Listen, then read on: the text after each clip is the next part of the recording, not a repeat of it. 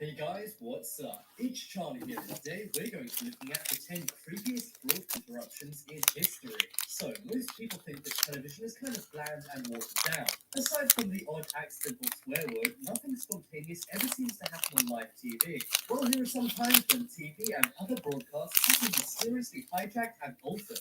Get ready to be creeped out and very, very confused. But before we get into it, why not subscribe and press the notification bell too?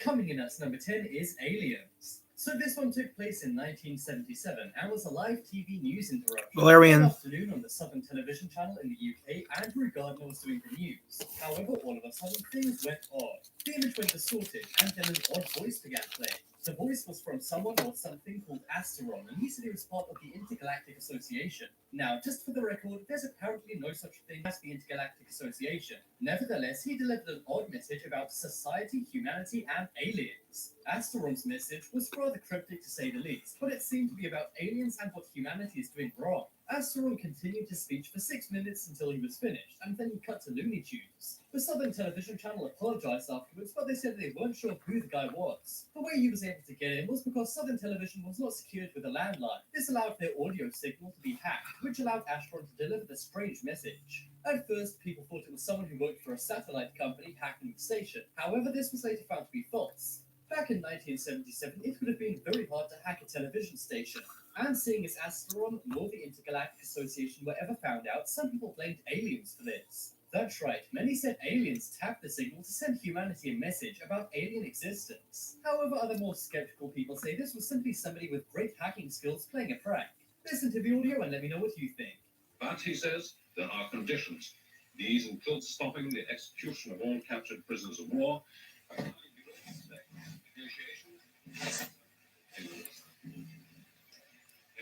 I remember this one. Valerian, Captain Midnight, and Max Headroom. I remember those happening. Read about them.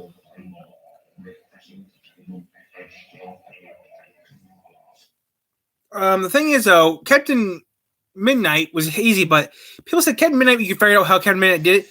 But Valerian, back in the 70s, they don't really know, because computers were quite big. Next up is Captain Midnight. Captain Midnight, we know. As the American superhero who used to be a radio drama in the 1940s. However, in 1986, HBO was hacked by somebody going by the pseudonym of Captain Midnight. One afternoon, all was normal on the HBO channel. The movie Falcon and the Snowman was being shown, and millions of Americans were viewing it and having a good time. That was when all of a sudden the movie was interrupted by colorful bars. Then a message popped up on the screen. The message read, "Good evening, HBO from Captain Midnight. $12.95 a month? No way. Showtime and Movie Channel? Beware." So it seems like somebody was complaining about how much you have to pay to get HBO. The message was on screen for about 5 minutes until HBO finally got the movie back on screen. In the bizarre message, it seemed to hint at Showtime and the Movie Channel being the next targets of this hacker. That was what caused the FCC to investigate this to stop any future hacks. It didn't take long before the FCC tracked down John R. McDougal. He was the man behind the pseudonym Captain Midnight.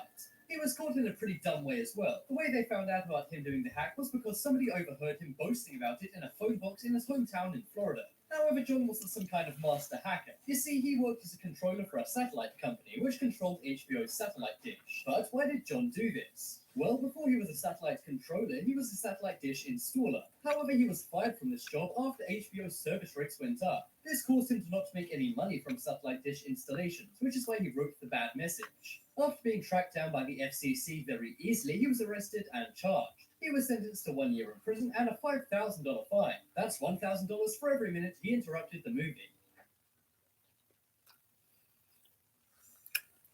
He got 5 years probation. He didn't go to jail. He got 5 years probation, though.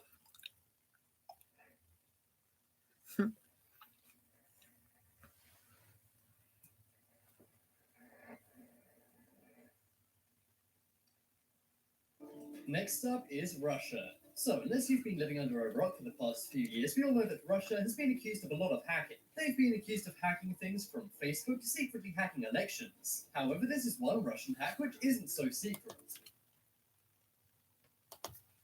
And there's no denying that this one took place. 2 months ago. Live on TV. One day, Maxime Waiters from the Securities and Exchange Commission was talking on C-SPAN. That was when all of a sudden their broadcast was hijacked by Russia Today. Russia Today is the state-owned media channel in Russia, and instead of showing Maxine Waters on C-SPAN, it showed Russia Today's programming for 10 whole minutes. After the 10 minutes, it went back to C-SPAN, but it left viewers at home dumbfounded.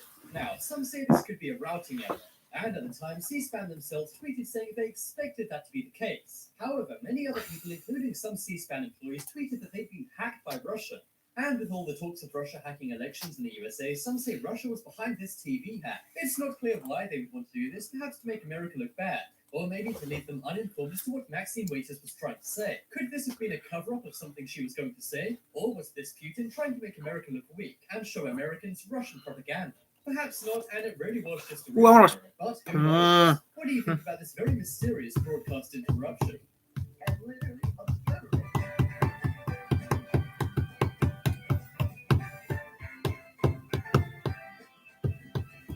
Next up is Mystery Faces. So this one is incredibly scary and unsettling. In 2007, ABC showed something very strange.